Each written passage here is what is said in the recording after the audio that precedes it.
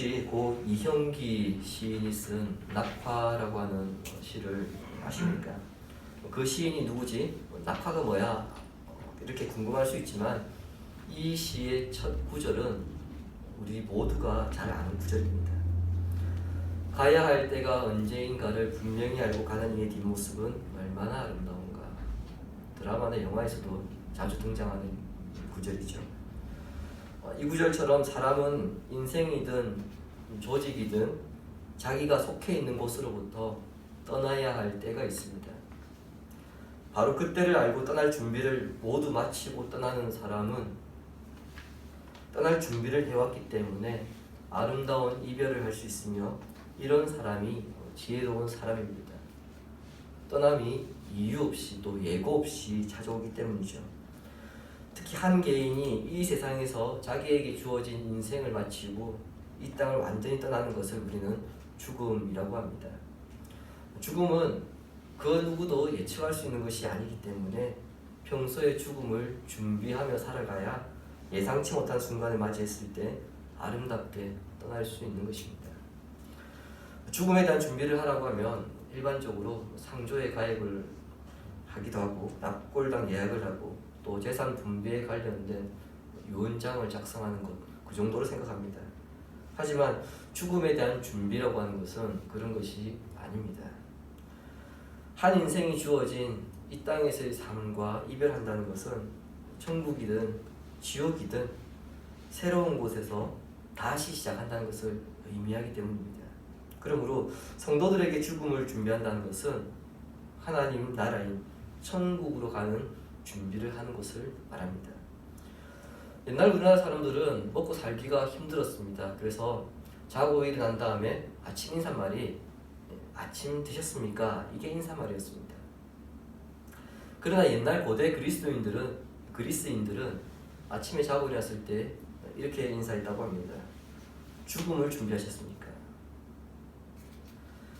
고대 그리스인들은 예수 그리스도와는 상관없는 사람들이었습니다. 하지만 그들은 죽음 이후의 삶을 두려워하였기 때문에 그 두려움을 조금이나마 극복하려고 이렇게 인사하였던 것입니다.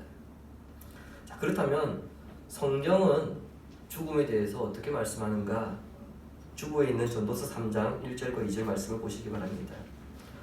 범사의 기한이 있고 천하 만사가 다 때가 있나니 날 때가 있고 죽을 때가 있으며 심을 때가 있고 심은 것을 뽑을 때가 있으며 세상 모든 일에 때가 있는데 태어날 때가 있으면 죽을 때가 있다는 것입니다. 죽음은 세상 모든 사람들 어느 누구를 막론하고 반드시 찾아옵니다. 단지 그때가 사람마다 다를 뿐이고요. 예측할 수 없을 뿐입니다. 그렇기에 갑작스럽게 당하면 어쩔 줄 모르지만 미리 준비한 사람은 마지막 순간마저 아름답게 마무리를 할 수 있습니다. 성경에서 죽음을 가장 아름답게 준비하고 마무리한 사람은 야곱입니다. 본문은 이제 야곱의 죽음과 그의 장례식에 관한 말씀인데요. 여기에는 죽음을 향해 달려가고 있는 성도인 우리에게 주는 귀한 교훈이 담겨 있습니다. 지난주 말씀에서 보았듯이 야곱은 12아들들에게 앞으로 당할 일들에 대한 예고를 남기고 이제 생애 마지막 할 말을 남깁니다. 그것은 29절에서 32절에 기록되어 있듯이 자신이 죽은 뒤에 자신의 시신을 가나안 땅에 묻어달라는 것입니다. 이 부탁에서 야곱은 두 가지를 강조합니다. 한 가지는 29절에 기록되어 있는데요. 야곱은 자신이 죽는 것을 죽음으로 표현하지 않고 있다는 점입니다. 내가 조상들에게 돌아가리니에서 돌아간다는 것은 회집하다의 수동태형 동사입니다. 그러니까 내가 조상들이 모여있는 곳에 소집당했다, 그런 의미입니다. 자신의 의지와 상관없이 죽음의 때가 왔다는 것이고요. 육신의 죽음이 끝이 아니라 가야 할 곳이 있다는 것을 말하는 것입니다. 우리가 전도할 때에 천국과 지옥에 대해서 불신자들에게 이야기하면은 불신자들이 의뢰하는 말이 있습니다. 죽어봐야 알지. 당신이 어떻게 아냐? 그건 죽어봐야 아는 것이지. 자, 그러나 야곱은 죽음 이후의 세계에 대해서 아직 분명한 신학적 입장도 정리되지 않은 그때에 아브라함과 이삭을 언급하고 있습니다. 언약의 조상들이 죽으면 들어가게 될 천국에 대해서 그는 분명한 확신을 가지고 있었던 것입니다. 여러분 놀랍지 않습니까? 어떻게 그 시대에 천국에 대한 확신을 가질 수 있었는지 그 믿음에 대한 찬사가 나올 수밖에 없습니다. 자, 그렇다면 그가 이러한 믿음을 가질 수 있는 근거가 무엇인가? 창세기 48장 16절 전반부에 있습니다. 나를 모든 환난에서 건지신 여호와의 사자께서 이 아이들에게 복을 주시오며, 창세기 48장 16절에 있는 건지신 이 단어가요 히브리어로 고엘입니다. 룻기의 주제가 고엘인데요, 룻기에 자주 등장하는 단어죠. 기업 물을 자, 또 다른 뜻으로는 보호자, 그런 의미가 있습니다. 예를 들어서요, 친척이 재산을 잃었습니다. 자, 그러면은 누군가가 친척 가운데 가장 가까운 사람이 나서서 그 사람의 빚을 갚아주고 그 재산을 도로 찾아옵니다. 이것을 고엘이라고 불렀습니다. 야곱은 지난날 자신이 죽음과 같은 상황에 처했을 때에 하나님께서 자신의 고엘이 된다, 그렇게 고백했던 것입니다. 즉 하나님이 자신의 고엘이라는 것은 무엇입니까? 자신이 생명을 잃을 뻔했을 때에 하나님께서 내 생명을 대신하여 갚아주심으로 나를 구원해 주시고 나를 이 자리까지 인도해 주셨다는 것을 말합니다. 이것이 신약에서는 구속입니다. 예수 그리스도께서 우리를 구속하셨다, 우리가 그런 말을 쓰는데 그 구속이 바로 고엘입니다. 예수님께서 죄로 인해 죽었던 우리의 생명값을 대신하여 죽으심으로 우리는 죄로부터 살아나게 되었습니다. 야곱은 예수님을 몰랐습니다만 구속의 개념을 분명히 알고 구원의 주체자가 하나님이심을 알고 있었고 그것을 믿고 있었음을 우리가 보게 됩니다. 이것은 복음이 전해지지 않았던 조선이나 고려시대에 살았던 사람들에게 해당되는 이야기입니다. 중고등학생들 이제 학습이나 입교 세례 공부를 시키다 보면 이런 질문을 합니다. 세종대왕이나 이순신 장군은 과연 천국에 갔을까요? 이런 질문을 받는데요. 왜 그렇게 질문하냐면은 그 시대에는 아직 복음이 전해지지 않았기 때문에 예수 그리스도를 듣지 못했다는 거죠. 그럼 그런 사람들은 나라를 위해서 큰 업적을 쌓았지만 정작 천국에 가지 못했다면 너무 억울한 거 아니냐, 그 질문입니다. 그러나 세종대왕이나 이순신이나 장군이나 구약시대를 살았던 사람들이나 답은 똑같습니다. 예수님을 믿지 않고는 구원 없습니다. 로마서 1장 18절 19절에 있습니다. 주보 보시기 바랍니다. 이는 하나님을 알만한 것이 그들 속에 보임이라. 하나님께서 이를 그들에게 보이셨느니라. 창세로부터 그의 보이지 아니하는 것들 곧 그의 영원하신 능력과 신성이 그가 만드신 만물에 분명히 보여 알려졌나니 그러므로 그들이 핑계하지 못할지니라. 하나님께서 시대마다 하나님을 알만한 것들, 예수 그리스도를 알만한 것들을 주셨다는 겁니다. 따라서 그것을 주셨음에도 불구하고 그것을 깨닫지 못했다고 한다면 그것은 본인의 잘못이지 그것이 하나님께서 불공평한 것은 아니라는 겁니다. 예를 들어서 이런 겁니다. 여러분, 아름다운 자연을 볼 때에 종교를 초월하고 하는 사람들의 이야기가 뭐냐면요, 조물주가 어떻게 이렇게 아름답게 만들었을까? 그러니까 하나님은 모든 사람들에게 하나님을 알만한 능력을 주셨다는 거죠. 야곱은 자기 시대에 하나님께서 보여주신 것들을 통하여서 구원에 대한 개념을 자기 나름대로 이해하고 그것을 생각하고 정리하기 시작했던 것입니다. 또 하나 야곱의 부탁에서 하나 강조되고 있는 것이 있는데요, 자신이 묻힐 땅에 대한 언급입니다. 창세기 23장에 보시면은 아브라함은 은 400세겔을 주고 헷 사람으로부터 막벨라 밭과 동굴을 샀습니다.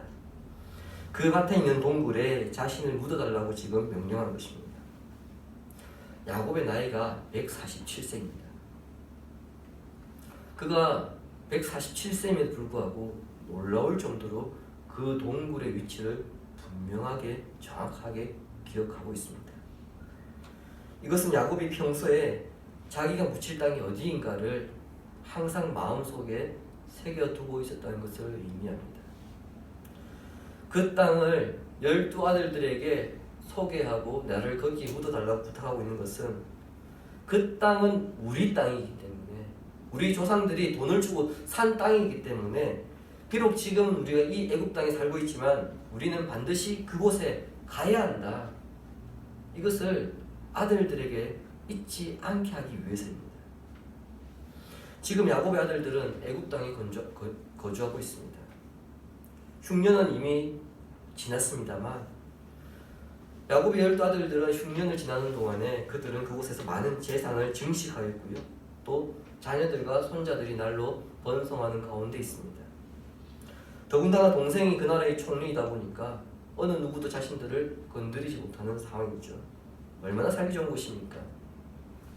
오히려 가나안보다 애굽이 그들에게는 훨씬 더 살기 좋은 곳입니다. 이들은 이미 애굽의 풍요로움에 익숙해져 있기 때문에 별로 떠나고 싶은 생각이 없을 수 있습니다. 그런 아들들에게 가나안 땅은 반드시 가야 하는 곳임을 기억하게 한 것입니다. 훗날 야곱의 후손들이 야곱의 이 부탁을 잊어버리고 애굽 땅에서 정착하며 살려고 하자 하나님께서 상황을 어렵게 하셔서 그들이 떠나지 않고는 못 버티게 하셨는데 그 사건이 바로 출애굽 사건입니다.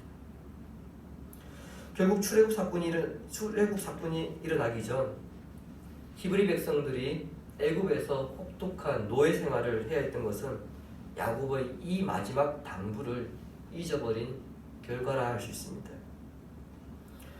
야곱이 언급하는 막벨라 동굴에는요, 할아버지 아브라함과 그의 아내 사라, 아버지 이삭과 어머니 리브가가 묻혀 있으며 야곱의 네 아내 가운데 첫 번째 아내인 레아가 그곳에 묻혀 있습니다.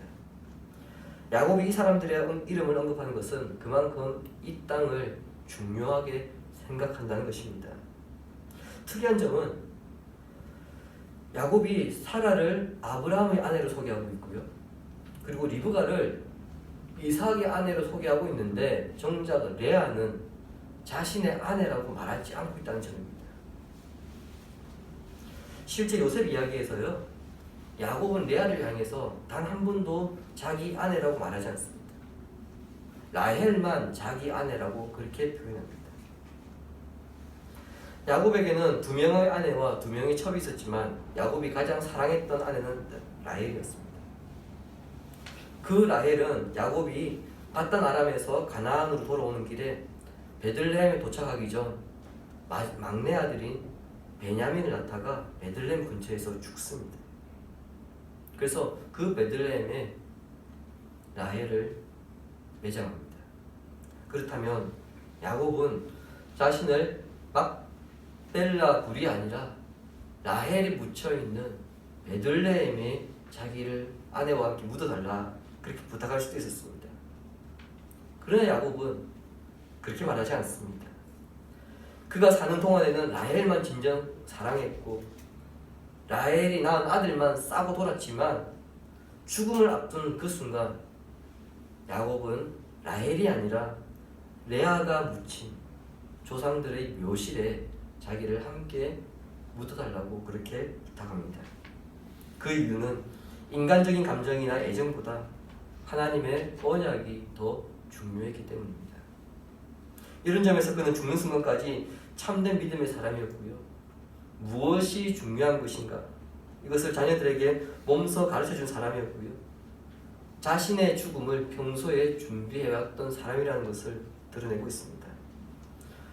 한편 야곱이 마지막 말했던 이 순간 자기를 레아와 함께 묻어달라, 이 말은 레아의 아들들에게는요 굉장히 큰 위로가 되는 말입니다. 야곱 생전에 레아의 아들들은 야곱에게 인정받지 못했던 아들들이었습니다. 하지만 지금 이 순간 자신들의 어머니가, 즉 레아가 하나님의 언약을 이어가는 조상들의 무덤에 묻혀 있다는 것을 공식적으로 확인받고 있기 때문에 그동안의 서러움을 풀어버리는 계기가 되었던 것이죠. 다시 한번 자신을 조상들이 묻혀있는 막벨라 굴에 묻어줄 것을 당부한 야곱은요, 발을 침상에 모은 채 평안히 숨을 거두고 자기 조상들에게 돌아갔습니다. 자, 이렇게 해서 파란만장했던 야곱의 일생이 마무리됩니다. 147년을 살았던 야곱의 일생은 130년은 참으로 고통스러웠지만 마지막 17년은 평안을 누리다가 가장 사랑하는 아들 요셉의 품에 안겨서 눈을 감는 복된 죽음을 맞이했습니다. 더욱이 그는 자신의 죽음이 다가왔음을 알고 장자의 복을 나눠주고요, 신앙의 유산의 중요성을 가르쳐 주었습니다. 평안하게 눈을 감음으로써 믿음의 조상과 함께 머물게 되었다는 것을 강조하였습니다. 이것을 통해서 이보다 더 복된 죽음이 있을 수 없다, 이보다 더 좋을 수 없는 죽음이 없다, 이것을 우리에게 가르쳐주고 있습니다. 잘 사는 것도 중요합니다. 하지만 잘 죽는 것이 얼마나 좋은 것인지를 우리는 야곱을 통해 배우게 됩니다. 야곱이 운명하자 요셉은 아버지의 얼굴에 자신의 몸을 구부려 얼굴을 맞대고 울고 난 다음에 본문 50장 2절에 보시는 것처럼 수종드는 의원을 명하여서 야곱의 몸을 향으로 처리하게 합니다. 수종드는 의원은요, 직역하면 그의 종들인 의사들입니다. 이들이 고위관리이든 아니면 요셉의 집에 소속되어 있는 의사들이든 상관없이 요셉이 자신의 수하에 두고 있는 의사들이라는 거죠. 즉 요셉이 애굽에서 어느 정도의 위치에 있는가, 이것을 잘 보여주는 대목이라 할 수 있습니다. 자, 그러나 창세기 저자가 여기에서 이 의사들, 의원들을 부각시키고 있는 것은요, 요셉의 지위가 높다, 그것이 아니고요, 요셉의 신앙을 드러내기 위해서입니다.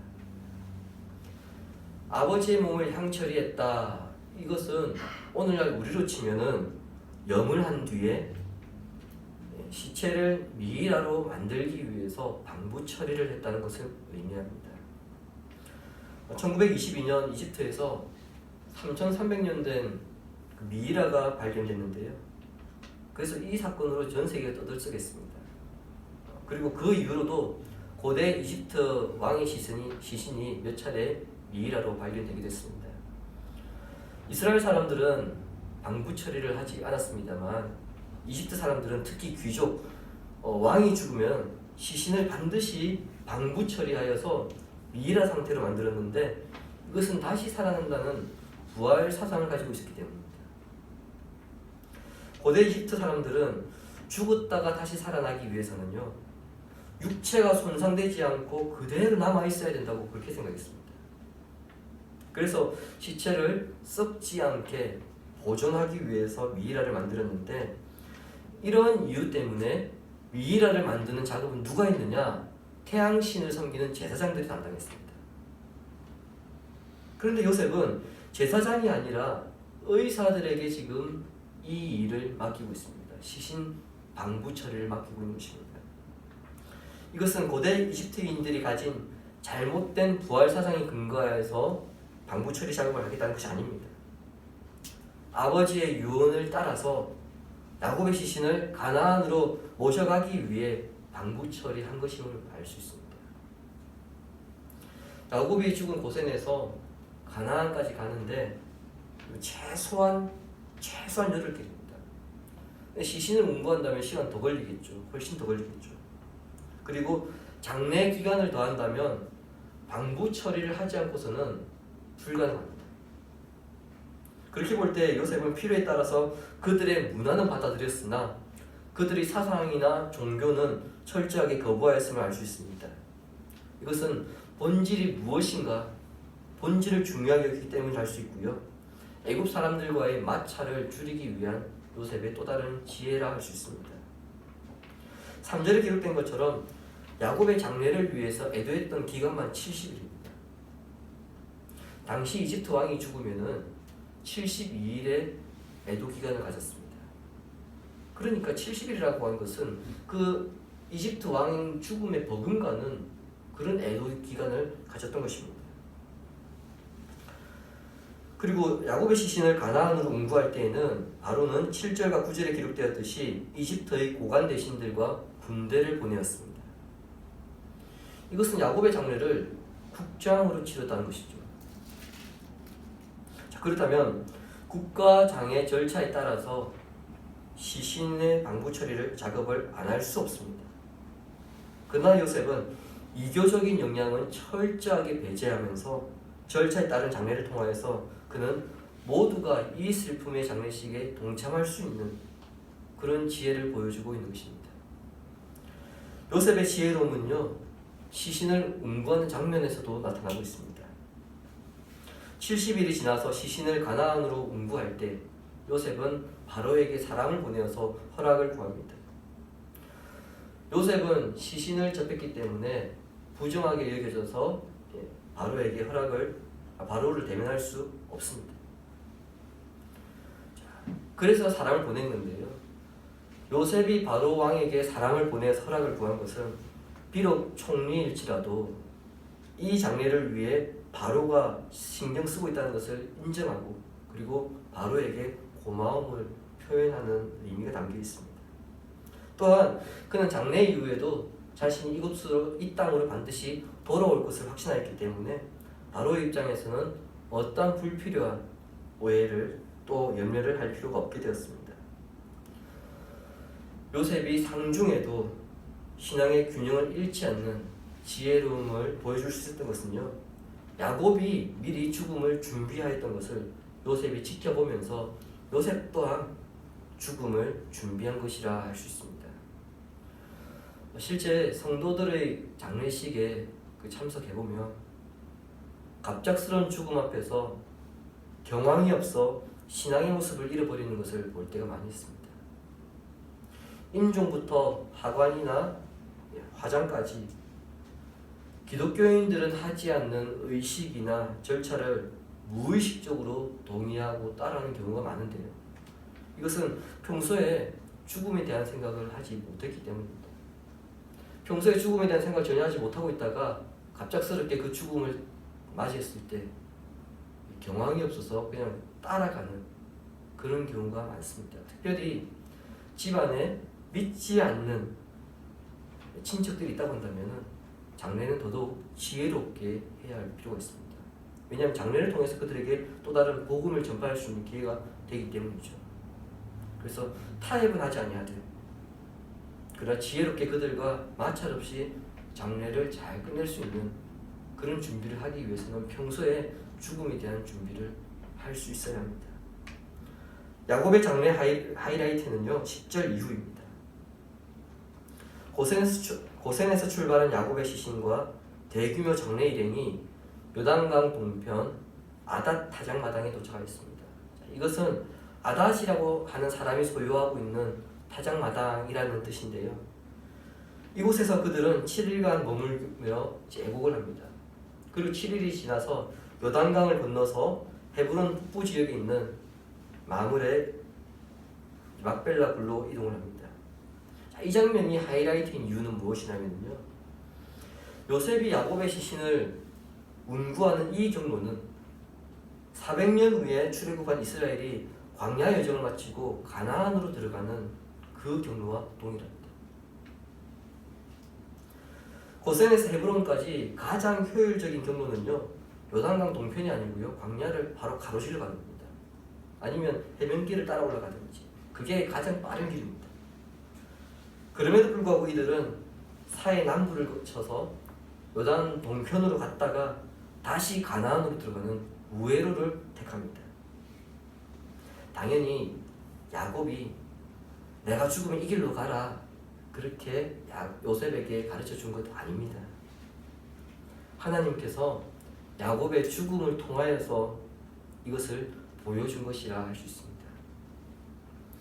주님이 사랑하신 시내가의 시온 성도 여러분, 2022년을 시작하면서 성도님들에게 올 한 해 개인 기도 제목을 제출해 달라고 요청했습니다. 그 기도 제목 가운데 참 은혜로우면서 다시 우리의 신앙을 점검하는 기도 제목이 하나 있었습니다. 이재현 장로님과 최영현 권사님 두 분 모두 죽음을 준비하는 기도의 제목을 주셨는데 특히 이재현 장로님의 그 기도 제목이 우리 교인들에게 참으로 유익이 되겠다 싶어서 제가 주중에 양해를 구하고 말씀드리고자 합니다. 오늘 우리가 나중에 설교 마치고 함께 기도할 때 첫 번째 기도 제목인데요. 이렇습니다. 천국으로 이사가는 것을 믿음으로 받아들이고 죽음에 대해 준비하며 삶을 통해 참된 예배자로 살아가서 하나님이 기뻐하시는 복된 자가 되게 하소서. 내일 이제 김록성님 가정에 이사를 하시거든요. 여러분들도 다 이사 경험을 해보셨을 겁니다. 이사를 가기 위해서는 이사 가는 집에 맞춰서 짐을 버릴 건 버리고 가져갈 것은 가져가고 새로 구입해야 될 것은 구입하고 그런 목록들을 다 정리를 합니다. 그리고 이사 당일이 되면 이 집에서 내가 가져갈 것만 가져가서 이사하는 그 집 구조에 맞춰서 다시 정리를 합니다. 이것이 이 땅이라고 하는 이 집에서 성도가 해야 될 일들입니다. 우리가 이사가는 집은 어떤 곳인가? 사도 요한은 우리가 이사가야 될 집에 대해서 이렇게 묘사합니다. 요한계시록 21장 4절 함께 읽겠습니다. 모든 눈물을 그 눈에서 씻기시며 다시 사망이 없고 고통하는 것이나 곡하는 것이나 아픈 것이 다시 있지 아니하리니 처음 것들이 다 지나갔음이로라. 아멘. 우리가 다시 이사가야 될 집은 어떤 곳이냐? 이 땅과 달리 죽음이 없고 슬픔과 아픔이 없는 곳입니다. 그곳에 가기 위해 우리는 야곱처럼 이 땅을 떠날 준비와 함께 그곳으로 갈 준비를 하며 살아가야 합니다. 그렇게 할 때 우리의 삶을 보면서 주변 사람들, 특히 가족들은 요셉처럼 지혜로운 준비를 할 수 있을 것입니다. 그리고 야곱의 죽음을 통해 출애굽을 보여주셨듯이 우리가 살아가는 삶의 흔적들, 발자국들을 통해 천국을 보여주실 것입니다. 천국으로 이사가는 준비라고 하는 것은 장차 우리가 가야 할 곳이 어디인가 그 목적지를 알고 그곳을 향해 나아가는 믿음을 굳건하게 하는 것이고요. 그곳의 주인인 하나님의 마음에 드는 그 상급을 하나씩 하나씩 쌓아가는 것입니다.